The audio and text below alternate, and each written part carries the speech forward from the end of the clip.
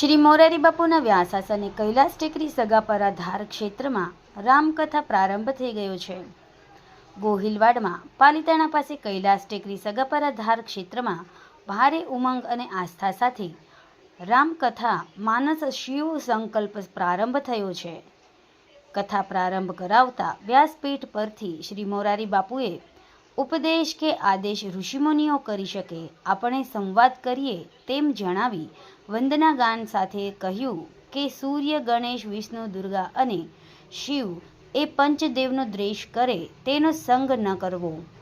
કથા પ્રારંભે સંત મહાનુભાવોના હસ્તે દીપ પ્રાગટ્ય કરવામાં આવ્યું.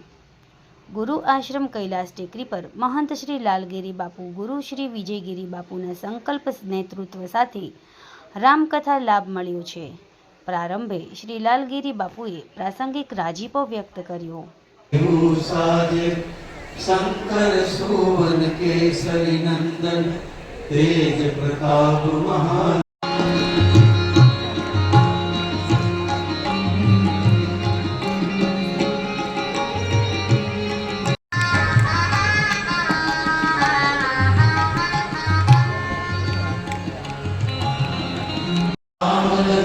સીતા સહિત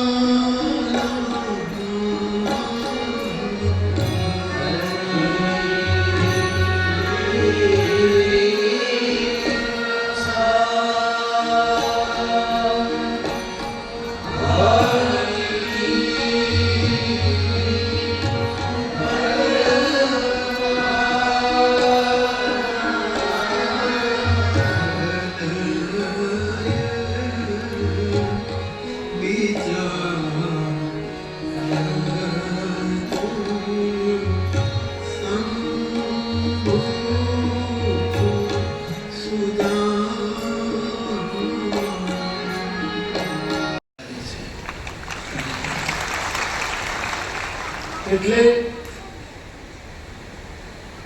અનેક જેમ હમણાં સમરસતાની વાત થઈ, સંવાદની વાત થઈ, આપણે એક મોટી સમરસતા છે.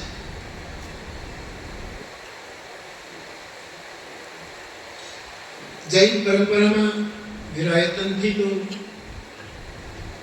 અમારી માતાજી એમના પ્રતિનિધિ રૂપે એમાં સતીજીઓ પણ પધારેલા છે.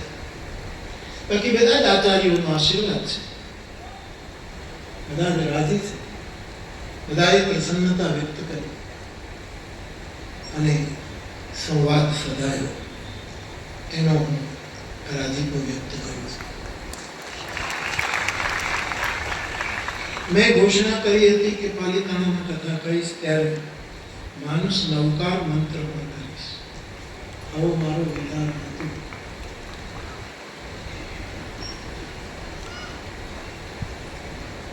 કેટલાય પૂજ્ય આચાર્યશ્રીઓએ, જૈન પરંપરાના આચાર્ય ભગવંતોએ મને કેટલા ગ્રંથો મોકલ્યા છે નવકાર મંત્ર વિશે.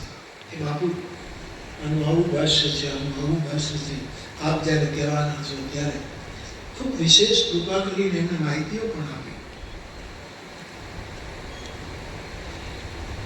પરંતુ ફરી ઈચ્છા ભાવી કરવાનો એને લીધે બાપુનો શિવ સંકલ્પ આમાં પ્રધાન રહ્યો. અને પાછું મેં એમ કહેલું કે હું સનાતન ધર્મ, બૌદ્ધ ધર્મ, જૈન ધર્મ, જે મોટા ધર્મો છે પ્રસ્થાપિત, એ બધાનો એક એક મંત્ર લઈ અને હું પાલિતાણાની કથા કરીશ. ગાયત્રી મંત્રથી શરૂ કર્યું. આપણા સનાતન ધર્મના જેટલા મંત્રો છે અને જૈન પરંપરાના મંત્રો, આ બધાને સમન્વય કરીને કથા કરીશ, જેથી સનાતન ધર્મ અને જૈન પરંપરા એ એક સાથે જોડાઈને આવું મંગલ કાર્ય થાય.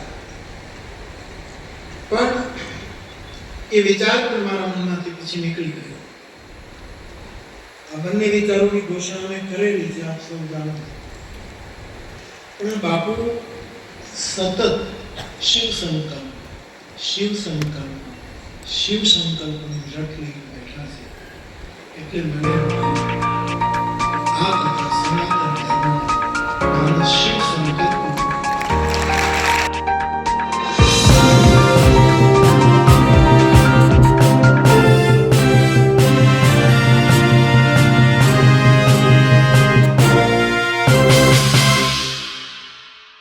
સમાજ માટે, સત્ય માટે, સત્યપૂર્ણ સમાચાર પ્રસારણ આપના મોબાઈલ પર તરત જ લાઈક કરો, શેર કરો અને સબસ્ક્રાઈબ પણ કરો.